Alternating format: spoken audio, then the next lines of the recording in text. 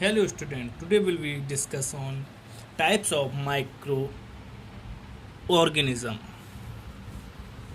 हम जान चुके हैं कि माइक्रो ऑर्गेनिज्म होता क्या है। अब उसके टाइप्स के बारे में हम पता करेंगे। तो आप टाइप्स के बारे में करेंगे तो there are 5 major group of micro organism: bacteria, fungi, protozoa, algae and viruses. Let us read about them in brief.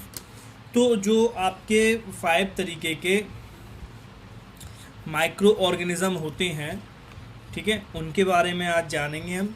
तो हम आपको पहले भी हमने पता था कि कौन कौन से होते हैं माइक्रो ऑर्गेनिज्म, कौन कौन ये आपके एक bacteria, fungi, protozoa, algae and viruses. Bacteria singular bacterium, यानी बैक्टीरिया के बारे में अब हम आज जानेंगे बैक्टीरिया क्या होता है। तो बैक्टीरिया एक आपका bacteria are the oldest structurally and the simplest and the most drive and wide spread organism on the earth. They grow and multiply very fast. Bacteria exist and a single cells or in the form of a chain cluster of a group of cells. Their size of range from the 0.2 to 100 microns. The average size of a bacterium is 1.2 micron in diameter. Streptococcus and lactobacillus and some example of bacteria। तो bacteria के आपको example भी बताए गए हैं। तो bacteria क्या होता है? बैक्टीरिया एक सरल एवं संरचनात्मक रूप से एक जीव है जो कि पृथ्वी पर बड़े होते हैं और वे तेज़ी से बढ़ते जाते हैं, ठीक है। बैक्टीरिया जो होता है वो आपका एकल कोश का चैन क्लस्टर कोशिकाओं के समूह के रूप में मौजूद रहते हैं।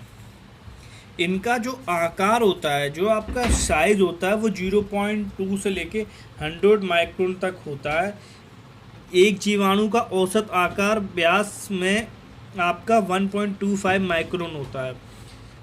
और आपके कुछ उदाहरण जैसे कि आपके फिगर में आपको दिखाए गए हैं, आपका दिखाया गया है कोकस जो कि आपका गोलाकार में होता है आपका, ठीक है। आपका ये आपका बेसिलस जो कि आपका रॉड के आकार में होता है। फिर आपका होता है बाइबिडियो जो कि आपका कोमा की शेप में होता है, कोमा के आकार में होता है। और एक आपका होता है, इसको बोलते हैं स्पिरिलियम, जिसको स्पाइरल के आकार में होता है जो कि आपका। तो ये आपके क्या हो गए? ये आपके टाइप्स हो गए, किसके? बैक्टीरिया के टाइप हो गए। अब हम जानेंगे फंगी। फंगी को हिंदी में कवक भी कहते हैं, ठीक है। फंगी जो होते हैं उसको हम कवक भी कहते हैं। तो fungi are plant like organism that contain a cell but do not contain any chlorophyll. They can be unicellular और the multicellular. They derive food from the waste and dead plant and animals. You must have observed variability and thread like the outgrowth on stale bread, old pickle or jam. These pieces are the made of the different kind of fungi, even damp cloth, old shoes, and most some common example of fungi are yeast, rhizopus, agaricus and penicillium. तो ये आपके जो हैं वो example दिए गए हैं। तो अब हम इस कवक जो होते हैं वो लाइक अ प्लांट, यानी प्लांट के तरीके के ही होते हैं। प्लांट जैसे जीव होते हैं जिनमें एक कोशिका होती है, ठीक है। जो कि आपका फंगी होता है वो आपका एक कोशिकीय होता है, और जिसमें ये आपके प्लांट के तरीके के होते हैं जिसमें कोई क्लोरोफिल नहीं होता। आपको पता है कि प्लांट में जो क्या होता है, क्लोरोफिल पाया जाता है, जिसके कारण वो उनका हरा रंग होता है। वे एक कोशिकीय होने के साथ साथ बहुकोशिकीय भी हो सकते हैं। ये अपशिष्ट और मृत पौधों और जानवरों से भोजन प्राप्त करते हैं। जो आपके फंगी होता है ये आपके अपशिष्ट और पौधों और जानवरों से, मृत अपशिष्ट और पौधों और जानवरों से अपना भोजन प्राप्त करते हैं। ठीक है, आपने बासी रोटी देखी होगी, पुराने अचार, जैम देखा होगा। ठीक है, और ये चीज़ें होती हैं, ये इस तरीके का फंगी यानी उसमें कवक का फैलाव होता है। जब बोलते नहीं है ये इसमें पेड़ की टहनियाँ बारिश के मौसम में फफूंद से ढक जाती हैं, तो ये आपके फंगी के उदाहरण बोले गए हैं, जो कि आपके सामने कि पिक्चर भी दिखाए गए हैं आपके सामने। ये सारे पिक्चर क्या है कि इसके एग्जाम्पल हैं। अब हम जानेंगे प्रोटोजोआ के बारे में। Protozoa are unicellular and microscopic organism. They are the simplest animal-like organism. Their cells have not well-defined cell wall, and therefore they can assume an infinite variety of shapes, size, and move easily from the place to place. They are heterotrophic microorganisms.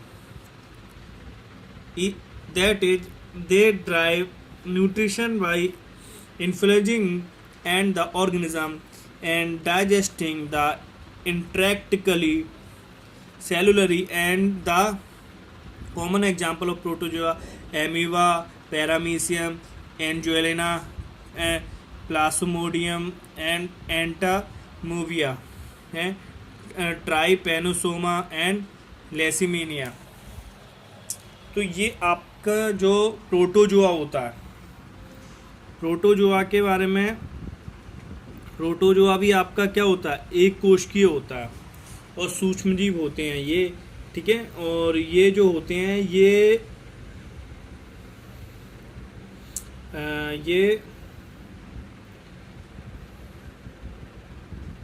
आपके एक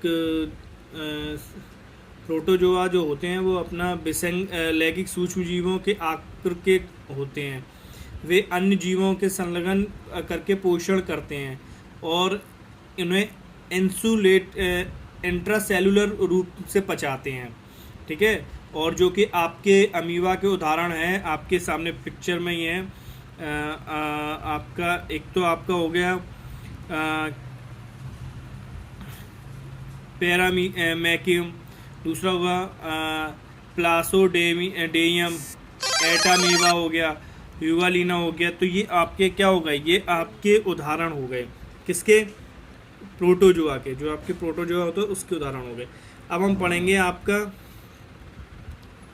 LJ, जिसको हिंदी में बोलते हैं शैवाल। ठीक है, और algae like plant like organism that process cell wall and contain chlorophyll. They makes their own food of by photosynthesis. They range or complexity and the microscopic from to very complex from such as the kelps.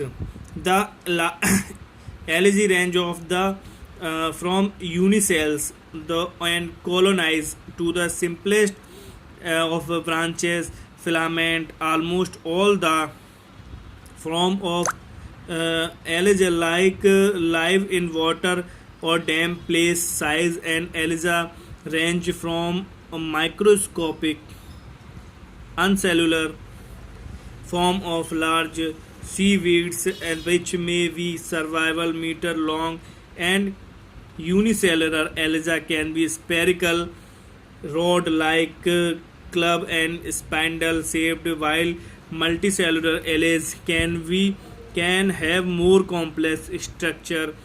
Some of the common example of algae: diatoms, volvox, chlamydomonas, fucus and the spirogyra। तो ये आपके example होते हैं। अब शैवाल के बारे में जानेंगे। शैवाल पौधों की तरह जीव होते हैं जो कि शैवाल की दीवारों के पास होते हैं, जो सेल की दीवारों के पास होते हैं, और इनमें क्लोरोफिल होते हैं। इसमें वो क्लोरोफिल होते हैं, वे प्रकाश के संश्लेषण द्वारा अपना भोजन बनाते हैं। ये शैवाल होते हैं, ये भोजन बनाते हैं। वे सूक्ष्म रूपों से जटिल रूप में, बहुत जटिल रूपों में होते हैं।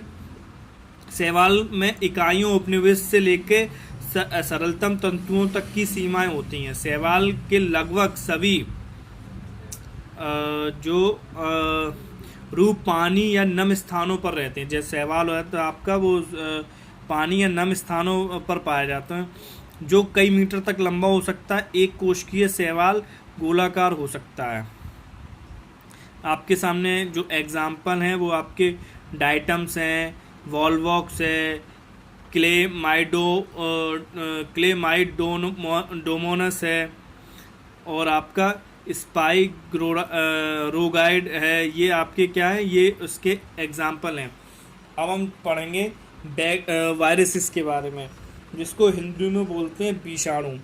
Viruses are much smaller than bacteria, can be viewed only with the help of special microscope called electron microscope, which magnifies an object up to 2 million times. Virus are difficult to consider living or non-living, as they fail to show the carry and sign to life. They fall to reproduce outside a living cells. However, when inside a living cells, viruses develop or multiply exponentially. Some of the common example of viruses are poliovirus, influenza virus, and bacteriophage.